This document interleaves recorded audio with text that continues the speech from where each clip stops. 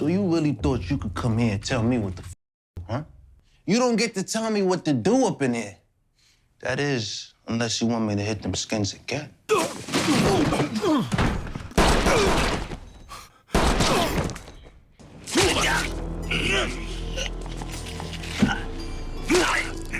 We men, Kanan, men. Me and you, nobody tell us what to do. Nobody else carry what we done. You. Walking out that door, the least confusing this nigga been his whole fucked up life.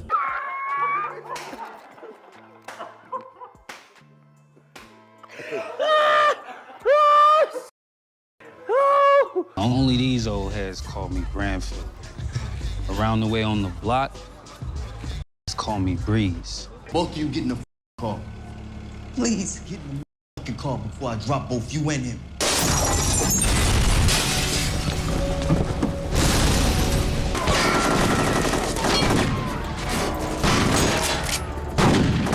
Why would I kill Crystal, Kanan? Why would I do that? Because you don't want me to have nobody but you. What?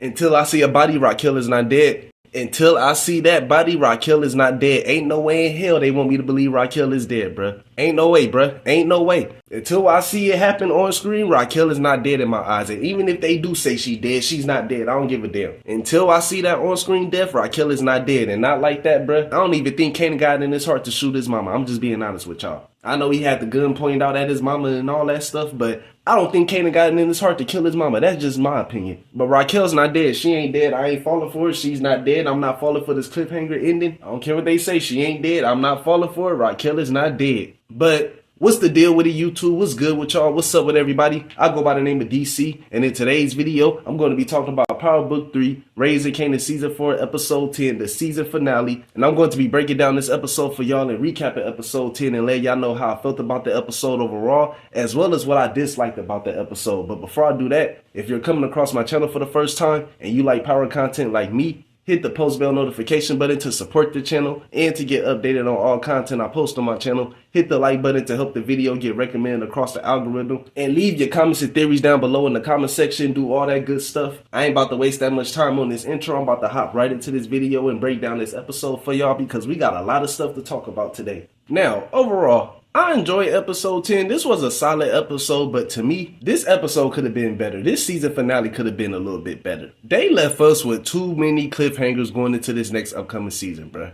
Too many of them. We don't know if Stefano was dead or not because he got stabbed up in this episode by Phil Russo. Panessa and Jerome got kidnapped by Lulu and B Real in this episode. We got to find out what's going to happen with that situation in season 5. And arguably one of the biggest cliffhangers in this episode that we got to wait until season 5 to find out if Kanan really shot his mom and took her out. We got to wait a year until season 5 comes out to get our answers on whether or not if Kanan really took out his mom. Because Kanan decided to take matters into his own hands in this episode and tried to take out his mom after he found out about Crystal's death and assumed that Raquel had something to do with it. Because at the beginning of the episode, Kanan found out from Jukebox about Crystal being dead after Garcia told Jukebox about it in episode 9, and Kanan automatically assumed that his mom was responsible for killing Crystal. He automatically assumed that Raquel killed Crystal, telling Jukebox that Snaps and Pops told him that Raquel was the one that hired the dirty cops to kill Famous. And Jukebox told Kanan straight up she doesn't trust anything that's coming out of Snaps and Pops' mouth. She told Kanan she doesn't trust what Snaps and Pops is telling him about Raquel killing Famous, and she wouldn't be surprised if they were just telling him that Raquel killed Famous so they can manipulate Kanan into believing that since he doesn't like Raquel. And Jukebox was telling the goddamn truth when she said this to Kanan. She was not lying about this at all. But Kanan still wasn't believing it. He still wanted to blame Raquel for it. He felt like Raquel was the one that took out Crystal. So the next following day, Garcia pulled up on Jukebox to bother her like he normally does. And Garcia pulled up on Jukebox in this episode to tell Jukebox about a witness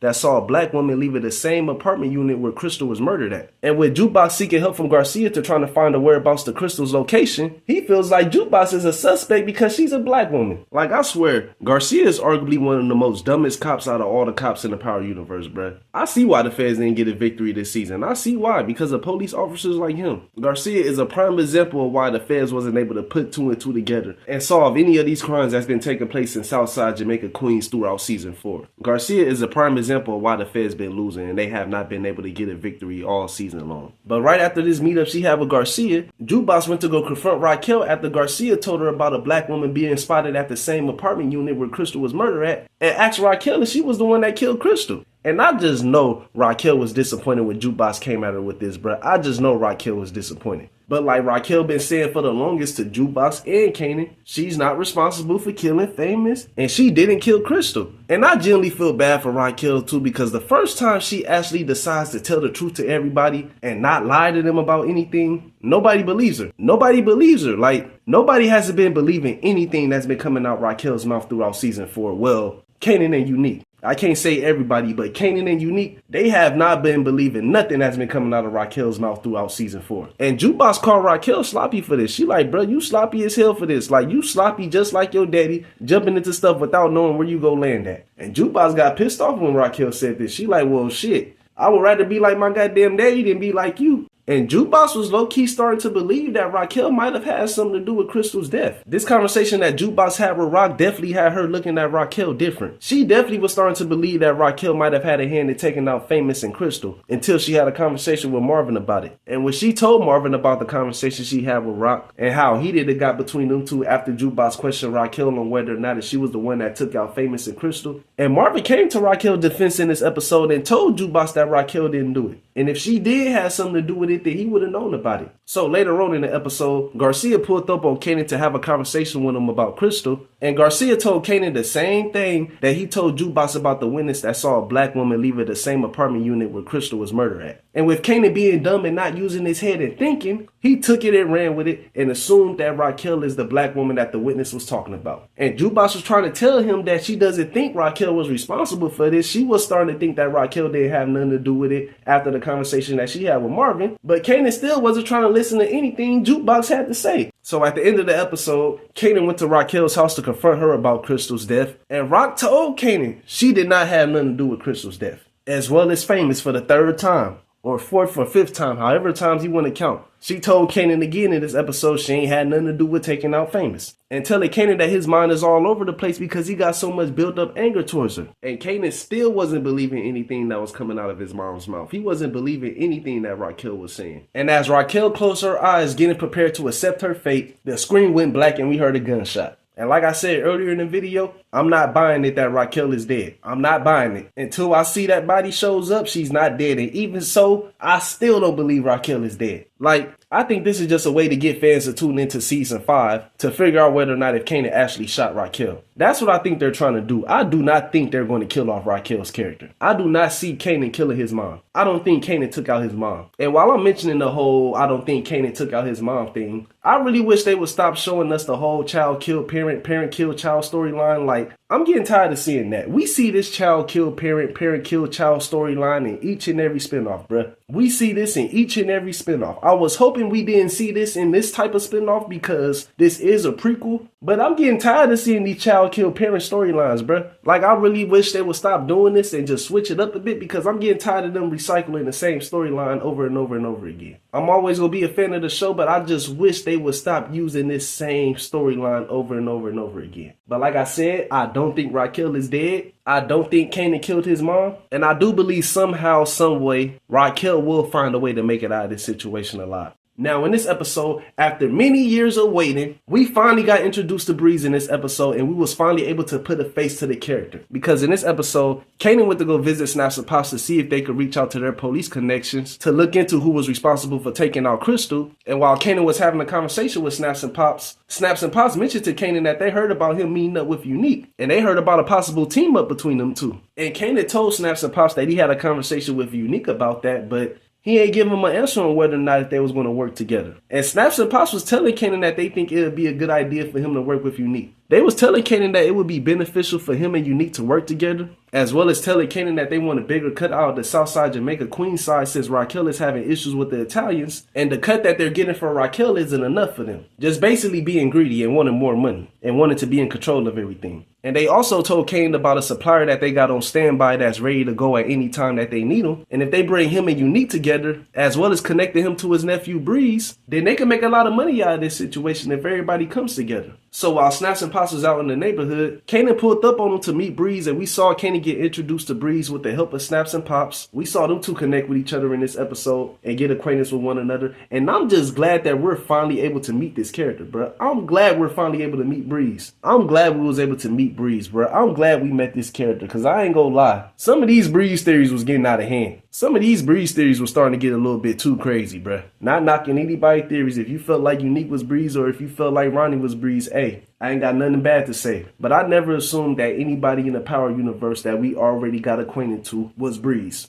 I always felt like once we did get introduced to this character, that this Breeze character was going to be a whole new character that we never seen before. And that's exactly what happened in this episode. We got introduced to Breeze, but Breeze is being played by Shamik Moore. But with us finally getting introduced to Breeze, I can't wait to see what's next for his character. I'm expecting Breeze and Kanan to grow a closer bond with each other. I do believe they're going to be kicking it a lot with each other in season 5. And I just really can't wait to see what's next for Breeze. I hope we get introduced to Young Tommy and Young Ghost in season 5, because season 5 is the final season. Sasha Penn announced that season 5 will be the final season of Raising Kanan, which is something that I'm going to talk about in another video. But with us getting introduced to Breeze, I hope we can see Young Ghost and Young Tommy make an appearance in season 5 of Raising Kanan. I hope we can see them two characters pop up towards the end of season 5, and that way they can end it off with the fans seeing Young Ghost and Young Tommy for the first time, and then we could transition into the origin spinoff, which I'm expecting to take place once season 5 of Raising Kanan is done. Now, moving on to Stefano. In this episode, we saw Stefano get stabbed up by Phil Russo after Phil Russo backdoored Stefano and tried to take him out. Because Stefano and Phil Russo met up with each other in this episode to have a conversation about Sal Baselli's wife, coming to Phil Russo to try to figure out why Phil hasn't done anything when it comes to him taking out the people that killed Sal. And the only reason why Phil Russo hasn't retaliated yet is because him and Stefano is working together. We found out in this episode that Stefano and Phil has been working together this whole entire time.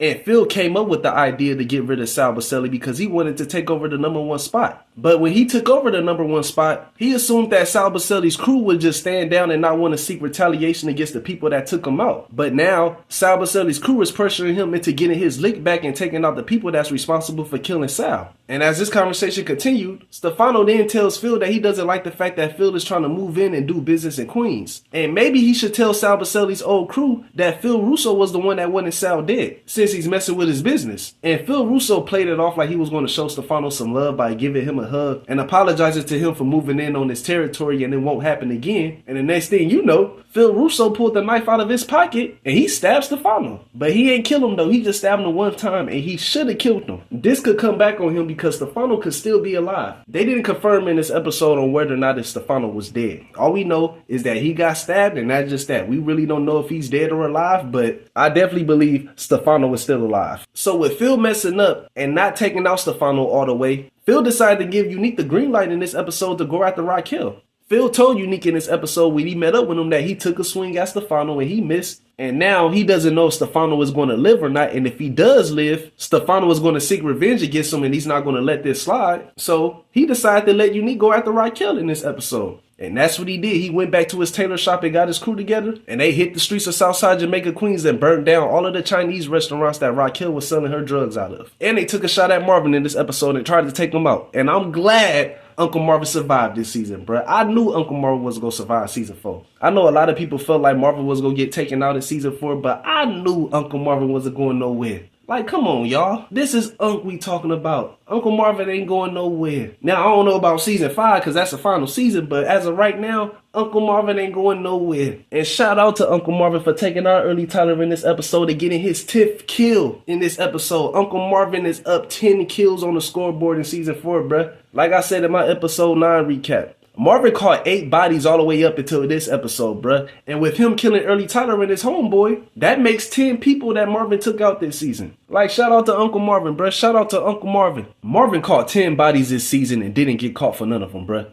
He took out 10 people this season and still found a way to avoid jail time, goddammit. Shout out to Uncle Marvin, goddammit. Shout out to Uncle Marvin. But while Unique was attacking Raquel in her operation, thinking that he had one up on Raquel, across town, Unique's family was getting kidnapped by Lulu. Lulu kidnapped Panessa and Jerome in this episode as a way to get some leverage over Unique. Because in this episode, we saw what happened at the end of episode 9 with Raquel and Lulu pulling up to Unique's tailor shop to have a conversation with him. And in this conversation that they was having with Unique, Rock tells Unique that she wants him to stay away from Kanan, telling Unique that their beef is between them two and he shouldn't get Kanan involved in this. As well as telling him that they both got families, and if her family is fair game, then so is Unique's. And Unique was up in there talking shit to Lulu and Raquel. He was letting it be known to everybody in there that he was smashing Raquel back in season 3, telling Rock he wished she would go after his family and all this stuff. And Raquel was like, all right, well, since you don't want to listen and think somebody just playing around with you, I'm about to have my brother kidnap Panessa and Jerome. And that's what she did. She tasked Lulu with getting the whereabouts to Panessa's location in this episode. And Lulu was able to get the whereabouts to Panessa's location in this episode after Lulu followed one of Unique soldiers from Panessa's mom's house to the doctor's office where she met Panessa at. And Lulu did follow Panessa from the doctor's office back to her house. And that's how Lulu was able to get the whereabouts to Panessa's location. And when Raquel got the news about Stefano getting stabbed and not knowing if he's going to make it, she decided to go after Unique's family, and she gave Lulu the green light in this episode to kidnap Panessa and Jerome. So with the help of B-Rilla, both B-Rilla and Lulu kidnapped Panessa and Jerome in this episode and took them hostage. And I just can't wait to see Unique's reaction when he found out that Raquel kidnapped Panessa and Jerome.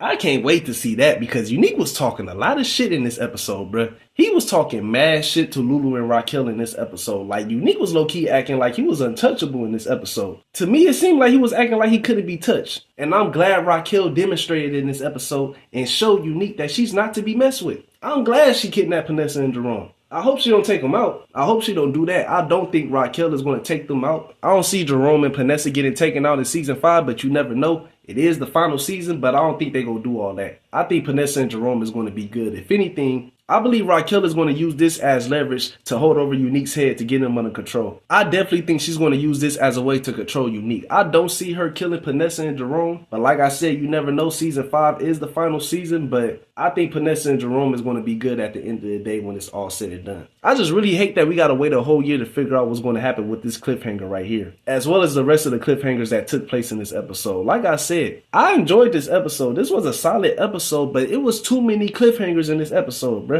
I'm not trying to wait a whole year to figure out what happened with Stefano and whether or not if he's still alive, as well as trying to figure out if Kanan really shot his mom, which I don't think happened. Like, I'm not trying to wait a whole year to see this, bruh. I'm not trying to wait a year for this, but unfortunately, I ain't got no choice but to wait. It is what it is. Season 5 will be coming out in 2026, and that's just that. But other than that, I ain't got too much else to say about this episode. Shout out to Sasha Penn and everybody that was involved in Season 4 of Raising Kanan. Season 4 was incredible. This is arguably one of my favorite seasons so far out of all the seasons of Raising Kanan. I'm looking forward to seeing what's next for Season 5, and I just can't wait to see how all these storylines is going to end in this next upcoming season, which is the final season. But if you made it to the end of this video and you like the video that I uploaded and created, hit that like button to help this video get recommended across the algorithm. Leave your comments, their theories, and predictions down below in the comment section, and hit the post bell notification button to support the channel and to get updated on all content I post on my channel. Shout out to everybody that's been supporting me throughout Season 4. Much love to y'all. Much love to each and every one of my subscribers that's been rocking with me and supporting the channel. Much love to y'all. I appreciate y'all. Y'all take care. Y'all be safe, and God bless.